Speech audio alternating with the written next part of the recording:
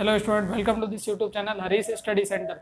और जो previous lecture था उसमें हमने सेट थ्योरी की जो एक्सरसाइज थी उसके बारे में हमने पढ़ा था। स्टूडेंट, इस लेक्चर में हम डिस्कस करेंगे यहाँ पे कुछ और आगे की थ्योरी और उसके बाद इनके क्वेश्चंस करेंगे। स्टूडेंट नेक्स्ट देखो, हमारे पास अगला टॉपिक है परिमित समुच्चय या फिर फाइनाइट सेट। स्टूडेंट, जो परिमित समुच्चय होता है वो क्या होता है?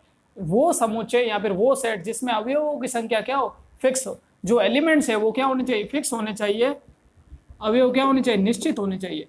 तो वो क्या होते हैं स्टूडेंट, फाइनाइट सेट। यदि उदाहरण की बात करें अपन, तो उदाहरण क्या होंगे स्टूडेंट, जैसे यदि अपन बात करें कि अंग्रेजी वर्णमाला के जो स्वर है, जैसे अंग्रेजी वर्णमाला के स्वर क्या होंगे student, A E I O you.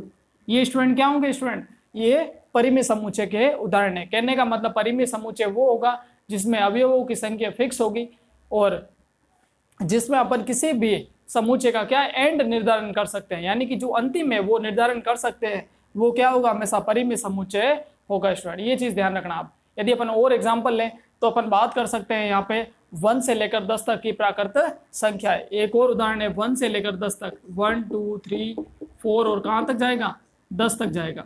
तो स्टूडेंट ध्यान से देखो, ये भी क्या होगा, एक तरह का परिमित समुच्चय होगा। इसका सबसे बड़ा कारण यही है क्योंकि यहाँ पे जो संख्या है वो 10 तक है, इसका एंड पॉइंट पता है अपन को। और परिमित और अपरिमित का सबसे बड़ा फर्क यही है, जैसे अपन अनंत की बात करते हैं तो अनंत अपन को पता नहीं है, उनका एंड पॉइंट नहीं पता तब तक, तो वो संख्या हमारे लिए अपरिमित होती है। लेकिन अभी इसका एंड पॉइंट पता है कि 1 से लेकर 10 तक है, तो ये संख्या क्या होगी, परिमित समुच्चय। वापस से डेफिनेशन के ऊपर बात करें तो वे समुच्चय जिनमें अवयवों की संख्या क्या हो, फिक्स हो या निश्चित हो, वो क्या कहलाते हैं, परिमित समुच्चय। अगला देखो स्टूडेंट, हमारे पास है अपरिमित समुच्चय। अपरिमित समुच्चय, अपरिमित समुच्चय, इसे इंग्लिश में कहते हैं स्टूडेंट इनफाइनाइट सेट। इसे क्या कहते हैं, इनफाइनाइट सेट। अब स्टूडेंट ध्यान से देखो, अपरिमित समुच्चय क्या होगा, परिमित का उल्टा होगा, जिसमें अवयवों की संख्या क्या होगी, फिक्स नहीं होगी। कहने का मतलब अवयवों की संख्या अनंत होगी, वो क्या कहलाएगा, अपरिमित समुच्चय। इसके उदाहरण की बात करें तो अपन लिख सकते हैं कि प्राकृत संख्याओं का समुच्चय। उदाहरण में क्या लिखेंगे, प्राकृत संख्याओं का समुच्चय, प्राकृत संख्याओं का समुच्चय। इसे स्टूडेंट रोस्टर रूप में लिखे तो अपन कैसे लिखेंगे, देखो स्टूडेंट ध्यान से, जैसे प्राकृत संख्याओं का समुच्चय, तो प्राकृत संख्या कहां तक चलती है, 1 से लेकर अनंत तक चलती है। तो यहां से क्या होगा, 1 2 3 और कहां तक जाएगा, अनंत तक जाएगा। स्टूडेंट ये चीज क्लियर हो गई। अब ये जो अपरिमित समुच्चय, इसमें हमेशा क्या लगेगा, 3 डॉट लगेगा। 3 डॉट का मतलब वो संख्या अनंत तक जा रही है, अंतहीन है। अब नेक्स्ट यदि अपन बात करें कि पूर्णांक संख्याओं का समुच्चय, तो पूर्णांक संख्या माइनस अनंत से प्लस अनंत तक चलती है, तो उसको कैसे लिखेंगे, देखो स्टूडेंट, पूर्णांक संख्याओं को हमेशा z से रिप्रेजेंट करते हैं। जो पूर्णांक संख्याओं का समुच्चय होता है उसे z से लिखते हैं, और उसको रोस्टर रूप में लिखने के लिए क्या करेंगे, देखो स्टूडेंट, ये माइनस की संख्या यहाँ से अनंत तक चल रही है, और फिर -3 -2 -1 फिर 0 फिर 1 फिर 2 और फिर 3, फिर यहाँ से प्लस वाली संख्या कहाँ तक जाएगी, अनंत तक जाएगी। स्टूडेंट तो ये ध्यान रखना है कि ये क्या है स्टूडेंट, पूर्णांक संख्याओं का समुच्चय। ये चीज क्लियर होनी चाहिए स्टूडेंट। नेक्स्ट देखो यहाँ से कि अपरिमित समुच्चय, उसके अपन थोड़े से और उदाहरण की बात करें तो अपन लिख सकते हैं यहाँ पे सम संख्याओं का समुच्चय। तो सम संख्या क्या होगी स्टूडेंट, देखो ये देखो, सम संख्याएं, सम संख्याओं के समुच्चय की बात करें तो कहां से शुरू होगा, 2 4 6 और ये कहां तक जाएगा, अनंत तक। तो जिनका एंड पॉइंट निर्धारित नहीं हो और जो अंतहीन हो। और यहाँ पे स्टूडेंट जो सम संख्या है वो कौन सी है, धनात्मक सम संख्याओं का समुच्चय। तो ये क्या है, धनात्मक सम संख्याओं का समुच्चय। ये कहां तक जाएगी, अनंत तक जाएगी। स्टूडेंट तो इनको ऐसे रिप्रेजेंट करते हैं। परिमित और अपरिमित में क्या है, परिमित में अवयवों की संख्या फिक्स होगी और अपरिमित में क्या होगी, अवयवों की संख्या अनंत होगी। ये नेक्स्ट देखते हैं स्टूडेंट, यहां से हमारा टॉपिक है, एक होता है स्टूडेंट रिक्त सेट। क्या होता है स्टूडेंट, रिक्त समुच्चय। रिक्त समुच्चय, रिक्त समुच्चय को स्टूडेंट अपन इंग्लिश में कहते हैं द एम्प्टी सेट। क्या कहते हैं स्टूडेंट, द एम्प्टी सेट। अब स्टूडेंट एम्प्टी सेट की बात करें, यदि अपन एम्प्टी सेट की बात करें या रिक्त समुच्चय, तो फिर क्या होगा, ऐसा समुच्चय जिसमें अवयवों की संख्या क्या हो, शून्य हो। कितनी हो स्टूडेंट, शून्य। यदि अवयवों की संख्या शून्य हो, यहाँ पे यदि क्या हो, अवयवों की संख्या क्या हो स्टूडेंट, जीरो हो। कितनी हो स्टूडेंट, जीरो। यदि अवयवों की संख्या शून्य हो तो फिर वो क्या होगा स्टूडेंट, क्या होगा स्टूडेंट, रिक्त समुच्चय होगा या फिर खाली समुच्चय होगा। अब यदि बात करें उदाहरणों की, तो उदाहरण की बात करें तो एग्जाम्पल अपन ले सकते हैं कुछ भी।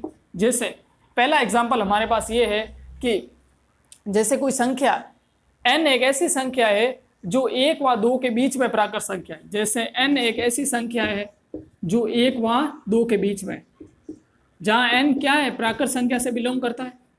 ध्यान से देखो, ये उदाहरण क्या है, n प्राकृत संख्या से बिलोंग करता है और n एक ऐसी संख्या है जो 1 और 2 के बीच में।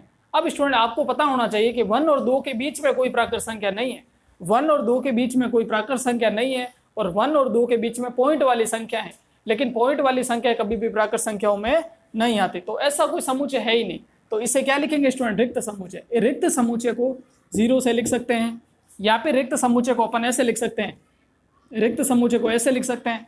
तो बहुत सारे तरीके हैं हमारे पास जिससे अपन क्या लिख सकते हैं, रिक्त समुच्चय को लिख सकते हैं। एक मिनट, यहां से स्टूडेंट नेक्स्ट देखो हमारे पास कि अवयवों की संख्या है वो क्या हो, शून्य हो, तो वो क्या कहलाता है स्टूडेंट, रिक्त समुच्चय कहलाता है। अब यदि और उदाहरणों की बात करें अपन, तो और उदाहरण अपन ले सकते हैं यहाँ पे रिक्त समुच्चय के। जैसे यदि अपन यहाँ लिखे कि बी सी डी और एफ, इसमें क्या है स्टूडेंट, यदि इसमें बात करें कि अपन ये जो तत्व है हमारे पास, इसमें अपन बात करें कि स्वरों का समुच्चय क्या है, या फिर स्वरों की संख्या कितनी है, तो यहाँ कोई स्वर ही नहीं है, तो ये क्या है, एक रिक्त समुच्चय। ये क्या है स्टूडेंट, रिक्त समुच्चय। क्यों, क्योंकि ये रिक्त समुच्चय होगा, क्योंकि स्वरों की संख्या कितनी है स्टूडेंट, 0 है। कितनी है स्टूडेंट, 0। अब यहाँ से एक और उदाहरण ले सकते हैं अपन। एक और उदाहरण की बात करें तो वो ये होगा कि एक विद्यार्थी है जो 10वीं में भी पढ़ता है और 11वीं में भी पढ़ता है। एग्जाम्पल की बात करें तो एक विद्यार्थी जो 10th व 11th दोनों कक्षाओं में पढ़ता है, दोनों कक्षाओं में पढ़ता है। एक विद्यार्थी स्टूडेंट जो 10th व 11th दोनों कक्षाओं में पढ़ता है, तो फिर ये क्या हो जाएगा स्टूडेंट, एक। अब स्टूडेंट आपको पता होना चाहिए कि 10th और 11th में एक विद्यार्थी एक ही टाइम में 2 कक्षाओं में नहीं पढ़ सकता, तो ये एक तरह का क्या है, रिक्त समुच्चय है या फिर खाली समुच्चय। इसे क्या लेंगे कि ये क्या है, एक तरह का रिक्त समुच्चय, रिक्त समुच्चय। वापस से एक बार परिभाषित करें तो आपको ध्यान रखना है कि वह समुच्चय रिक्त समुच्चय कहलाएगा जिसमें अवयवों की संख्या क्या हो, शून्य हो। क्या हो स्टूडेंट, शून्य हो, वो क्या कहलाएगा, रिक्त समुच्चय, जिसे इंग्लिश में कहते हैं एम्प्टी सेट। नेक्स्ट देखते हैं स्टूडेंट अपन।